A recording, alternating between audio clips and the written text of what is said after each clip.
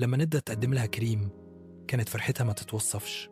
شاب مهذب ناجح في شغله وأهله باين عليهم ناس محترمين. الجوازة بدأت تقليدية جدا، لكن ندى كانت متفائلة، بتحاول تشوف النص الكويس في كل حاجة.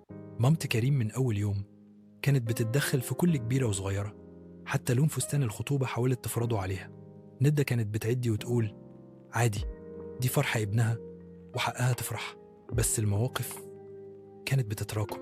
من أول يوم في الشقة مامت كريم صممت إن العفش يكون على ذوقها. قالت أنا فاهمة أكتر، وبعدين بيت ابني مش ناقص حد يعلمه. ندى سكتت وقالت مش مشكلة، المهم نستقر. لكنها من جواها بدأت تحس إن القرار مش بيدها خالص. بعد الجواز بدأت ندى تكتشف عالم تاني، مفيش خصوصية، كل حاجة بتتحكي، من أول مصروف البيت لآخر خلاف بسيط بينها وبين كريم. مرة كانت ندى تعبانة وما قدرتش تطبخ، كريم جاب أكل جاهز.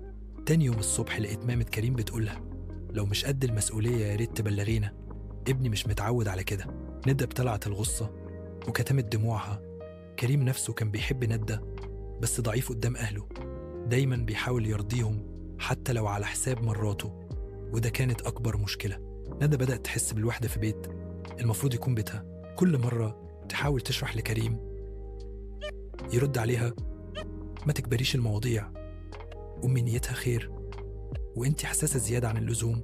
عدة شهور وزادت الخلافات. مامت كريم بدأت تدخل في كل حاجة. ليه ندى بتخرج من غير ما تستأذن؟ لبسها مش عاجبني، خليها تلبس زي باقي الستات المحترمات. انت مش شايف انك بتصرف عليها اكتر من اللازم؟ ندى كانت بتحس انها غريبة في بيتها وانها بتتقيم كل يوم كأنها تحت اختبار. كل حاجة تعملها لازم تاخد موافقة، وكل حاجة تتقال عنها لازم توصل لأهل جوزها. وفي لحظة كسر لما مامت كريم اتدخلت في شغل ندى وقالت الست اللي تحب بيتها ما تشتغلش وتسيب جوزها محتاجها. ندى قررت تاخد وقفة مع نفسها، راحت لأهلها حكت لهم كل حاجة. باباها وقف في صفها بس قالها الجواز مش سهل ولازم يكون في تفاهم، لكن مش على حساب كرامتك. ندى رجعت البيت وطلبت من كريم جلسة صريحة. قالت له بهدوء أنا بحبك بس مش قادرة أكمل، لو فضلت كل حاجة في حياتنا لازم تكون تحت رقابة. أنا مش جاية أخدك من أهلك، أنا جاية أكون شريكة حياتك بس مش خدامة ومش عروسة في مسابقة. كريم سكت لأول مرة وحس إنه فعلا مقصر. ابتدى يتكلم مع والدته ويطلب منها تسيب لهم خصوصيتهم، لكن الموقف اتأزم أكتر. ومامت كريم زعلت جدا وابتدت تحرض باقي العيلة على ندى. وبين صراعات العيلة والمشاعر المتألمة ندى قررت تسيب البيت مؤقتا، مش لأنها مش عايزة كريم، لكن لأنها عايزة تحافظ على نفسها قبل ما تنهار. كريم وقتها حس بالخسارة وقرر إنه يختار.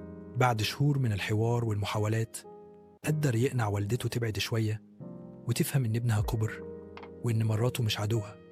ندى رجعت لكن بشروط. اتفقوا على حدود واضحة وعلى احترام مشاعرها كزوجة، مش مجرد فرد في منظومة لازم يتغير عشان يرضي ناس تانية. المشاكل ما انتهتش، لكن الحب بقى أصدق والتفاهم بقى أعمق. ندى وكريم ابتدوا يأسسوا بيتهم من جديد.